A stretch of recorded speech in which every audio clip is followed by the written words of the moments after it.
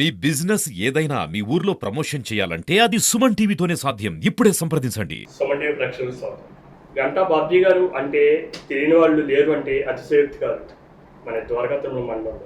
అదేవిధంగా ద్వారకాత్రిపురం మండలంలో మొట్టమొదటి ఒక ఇంగ్లీష్ మీడియం స్కూల్కి కావాల్సిన స్థలాన్ని కూడా ఆయనే ఏర్పాటు చేయడం కూడా జరిగింది. అదేవిధంగా రైతులకు కావాల్సిన సబ్స్టేషన్ కూడా ఆయన ఏర్పాటు చేశారని ఇక్కడ స్థానికులు అలాగే ఎంతో మంది రైతులు చెప్పడాన్ని ఇక్కడ మనం చూస్తూ ఉంటాం. అలాగే పలు అభివృద్ధి కార్యక్రమాలు, పలు సేవా కార్యక్రమాల్లో గంటా వారి కుటుంబం అలాగే గంటా బాబ్జీ గారు అందవేశం ఈయన టీడీపీలో సీనియర్ నాయకుడిగా ఎన్నో సేవా కార్యక్రమాలు, ఎంతో రాజకీయ ప్రవేశం ఉన్న వ్యక్తి.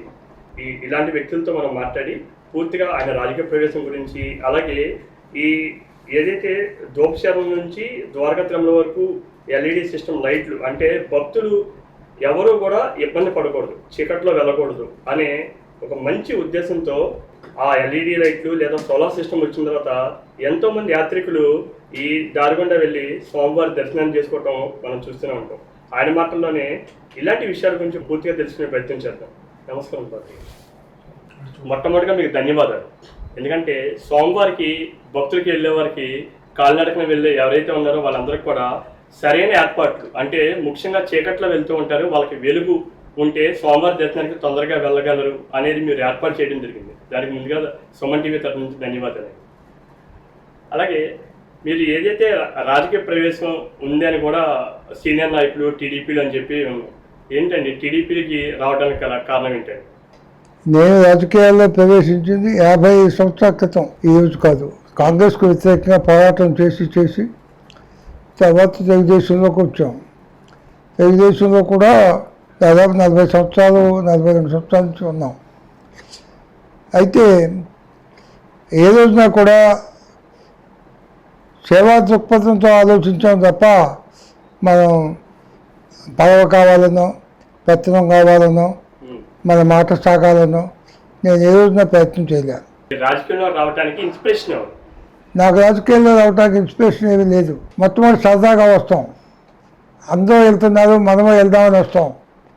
కానీ వచ్చిన తర్వాత ఏదో ఒక థీమ్ ఆలోచించుకుని దాని ప్రకారం ఇట్లా నడిస్తే బాగుంటుందనే ఉద్దేశం ఉండాలి. అయితే గతంలో ఈ లైట్లు ఆల్రెడీ ఫిట్ చేసినప్పుడు చంద్రబాబు నాయుడు గారే ఓపెనింగ్ చేశారు. అవి మరి ఎందుకు డ్యామేజ్ అయినాయి అంటారు? ఇప్పుడు మరి శాశ్వతంగా ఉంటాయంటారా? సార్, ఆ సిస్టంలో తప్పు ఉంది సార్. సోలార్ లైట్ అనేది ఒక ఇంటి మీద వేసుకుంటానికి ఉపయోగపడుతుంది, లేకపోతే ఒక ప్రైవేటు మన స్థలంలో మన యొక్క కాంపౌండ్లో వేసుకుంటానికి ఉపయోగపడుతుంది తప్ప పబ్లిక్ ప్లేస్లో వేసినట్లయితే కోతులు ప్యానల్ మీద దూకితే ప్యానల్ ఇరిగిపోద్ది. ఇది సోలార్ లైట్ హైట్ తక్కువ ఉంటుంది. ఈ హైట్ తక్కువ ఉన్నప్పుడు ఎవడైనా బట్టలు కొట్టడానికి వీలు ఉంటుంది. ఇప్పుడు ఇదే కరెంట్ లైట్ ఉందంటే దాదాపు 18 అడుగులు హైట్లో ఉంటుంది. 18 అడుగులు హైట్ ఉంటే మనిషి 5 అడుగులు 5.5 ఉంటే 11 అడుగులు ఎత్తు వాడు లాటరీ వేయలేడు. అందుకని అది ఫెయిల్ అయింది. ఫెయిల్ అవటానికి గల కారణం నేను చెప్పాలంటే లోపాలు నాలోనే ఉన్నాయి.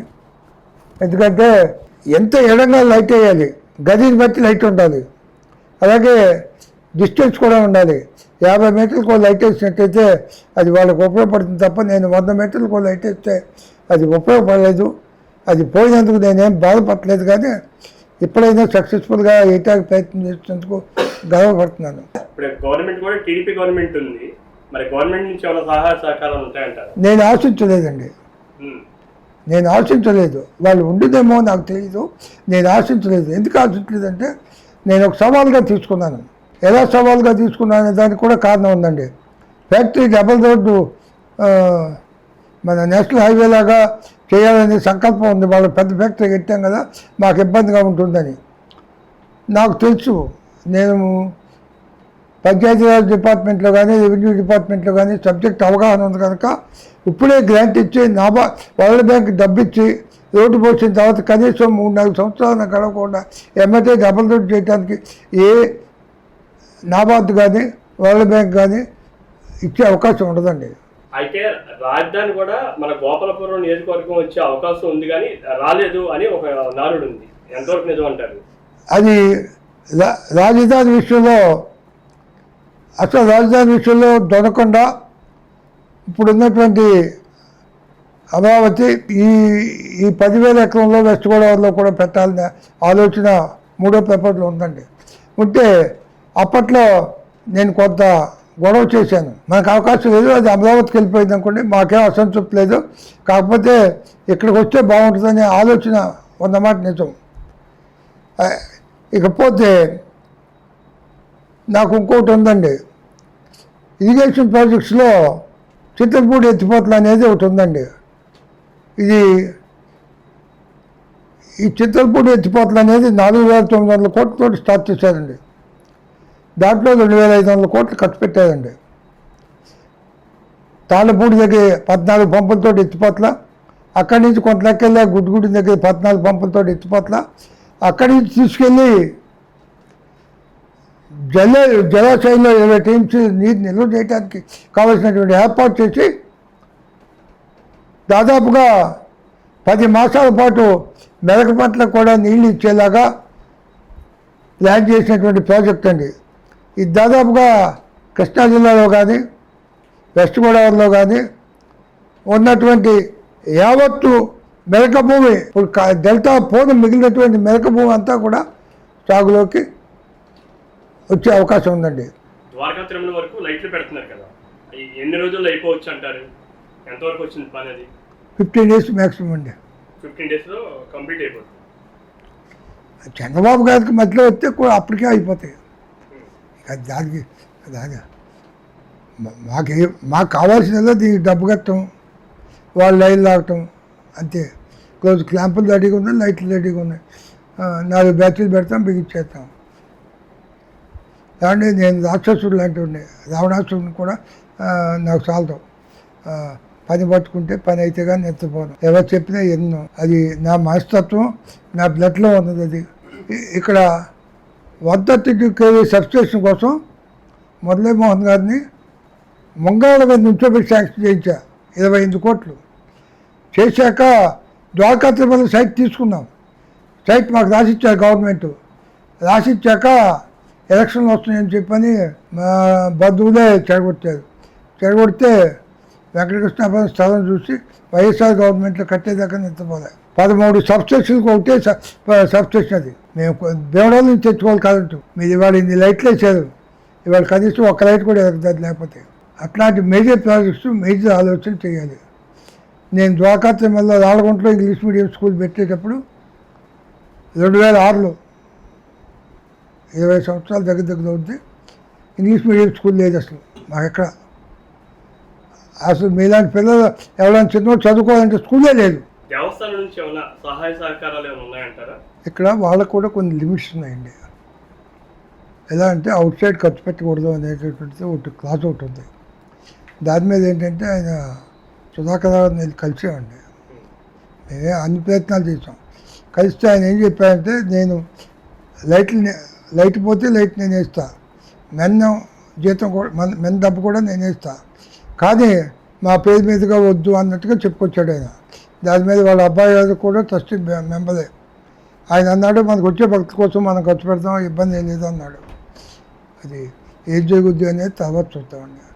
అయితే ఒకటి మటుకు కరెక్ట్, నేను ఆల్రెడీ ఒక మనిషిని మాట్లాడాను, పోతే వాళ్ళు లైట్లు ఇస్తారండి, ఇబ్బంది ఏం లేదు. అయినా పోకుండానే ప్లాన్ చేసి చేసాం. చూద్దాం. ఇప్పుడున్న యువత ఎలా ఉంటే గవర్నమెంట్ నుంచి మేలుకు ఉండొచ్చు, గవర్నమెంట్ని అలర్ట్ చేయొచ్చు అంటారు? యువత ఎలా ఉండాలి? యువత ఎలా ఉండాలంటే, ఇప్పుడు మన గ్రామంలో వ్యక్తిగత లబ్ధి కోసం ప్రయత్నం చేస్తున్నారు తప్ప, దాని తప్ప నేను అన్నాం. ఇప్పుడు మన రైతు భరోసా కోసమో, అమ్మఒడి కోసమో, లేకపోతే ఇంకో దానికోసం సాయం చేయటం తప్పలేదు. కానీ దాంతోపాటు గ్రామాల్లో కావాల్సినటువంటి సదుపాయాలకు కూడా ఒక ముందడుగు వేసి వాటిని తీసుకురాకపోతే, ఇవాళ నేను మీకు ఇందాక చెప్పాను, అంగన్వాడీ బిల్డింగ్ మా ఊర్లో కానీ, ప్రైమరీ హెల్త్ సబ్ సెంటర్ కానీ, అలాగే రైతు సేవా కేంద్రం కానీ, ఇవన్నీ కూడా మొండిగోడల్లా కనపడుతున్నాయి. ఇవి అసలు వీటి గురించి అడిగేవాడు లేడు, వీటి గురించి వీళ్ళకి అవగాహన లేదు ఇప్పుడు కేడర్కి. అసలు అది అడిగి అది దెబ్బలాడి చేయగలిగిన కేడర్ మా మండలంలో తప్పుకుంది బయటికి. ఎక్కడ తప్పుకుందంటే అందరూ రాజకీయాల్లో తప్పుకున్నారు. ఇప్పుడు ఎగ్జాంపుల్ సోమబాబు గారు కానీ, నేను కానీ, వెంకటేశ్వరరావు కానీ, ఇట్లా కొంతమంది స్పెసిఫిక్ లీడర్స్ అందరూ కూడా వైసీపీ కానీ మనకెందుకు లేని కానీ తప్పుకున్నారు. ఇప్పుడు ఎంతసేపు ఫ్లెక్సీ పెడితే చాలు, మనం ఎంత పెద్ద ఫ్లెక్సీ పెట్టాం, ఎమ్మెల్యేతో ఎంత పెద్ద ఇది ఉంది, లేకపోతే ఎంత బాగా షేక్ హ్యాండ్ ఇచ్చాం, ఎన్నిసార్లు కలిసామని ఆలోచిస్తున్నారు తప్ప మనకు కావాల్సింది ఏంటి, మన గ్రామానికి కావాల్సింది ఏంటి అనేది ఆలోచించే శక్తి నాయకులకు లేదని చెప్పేది ఖచ్చితంగా చెప్పదలుచుకున్నాను. ఇప్పుడు దీంట్లో ఇది యథార్థం కూడా. యాక్చువల్గా నా మట్టుకు నేను గత గవర్నమెంట్లో 2014-2019లో 50,000 బస్తాలు సిమెంట్ బస్తాలు నా చేతి మీదుగా పంపించాను సిమెంట్ రోడ్లు పోయితే. ఇవాళ ఒక్క సిమెంట్ రోడ్డు కూడా ఒక్క నాయకుడు పోయినా, ఒక్క సిమెంట్ రోడ్డు కూడా బయట వాళ్ళు వచ్చి పోసారు. ఎన్నో అవకాశాలు ఉన్నాయి, ఎన్నో ఉన్నాయి అవకాశాలు. ఉపయోగించుకునే కేడర్ లేదు. ఎన్ఆర్జీఎస్ని ఉపయోగించుకుని ఎన్నో చేయొచ్చు. ఇవాళ బోర్డు అండ్ ఎలక్షన్స్ వచ్చి ఇదివరకు ఎంజీఎన్ఆర్జీఎస్లో సర్పంచ్ కే ఉండేది చెక్ పోదు. ఇప్పుడు నాకే వచ్చు, ఆయనకి వచ్చు, మీకే వచ్చు, మీకే వచ్చు, ఈయనకి వచ్చు. వర్కర్స్ అట్లాంటి రిలాక్సేషన్ వచ్చినప్పుడు గ్రామాలని అభివృద్ధి చేసుకోవచ్చు. అండర్ గ్రౌండ్ డ్రైనేజ్ ఇప్పుడు అక్కడ సిస్టమ్ వచ్చింది. సిస్టమ్ తర్వాత మన స్వచ్ఛ భారత్ అది ఒక రకం. మన చెత్తకి చెట్లు, పొడి చెత్త, తడి చెత్త, తొట్లు అవి చేయటం. తర్వాత అలాగే క్రిమినేషన్ షెడ్లు, మనిషి చచ్చిపోయిన తర్వాత క్రిమినేషన్ షెడ్లు ఇట్ ఈస్ మోర్ ఇంపార్టెంట్. ఎందుకంటే ఇవాళ పొలం దొరకట్లేదు, పొలం అవసరం లేదు కాబట్టి క్రిమినేషన్ షెడ్లు ఇవన్నీ కూడా అవసరం ఉన్నాయి. ఇవన్నీ కూడా ఏర్పాటు చేసుకుని గ్రామాల అభివృద్ధి అంటే అదే. ఇప్పుడు క్రిమినేషన్ షెడ్ కట్టారు, తడి చెత్త, పొడి చెత్త అక్కడెక్కడో చేశారని సంతోషించడం కాదు, దాన్ని అది ఇలా చేసి మనం ఇలా చేస్తే ఎలా ఉంటుందని ఆలోచన చేయగలిగిన శక్తి ఎవరికి లేదు. ఎవడో చేస్తే కాదు, మనం చేయాలి.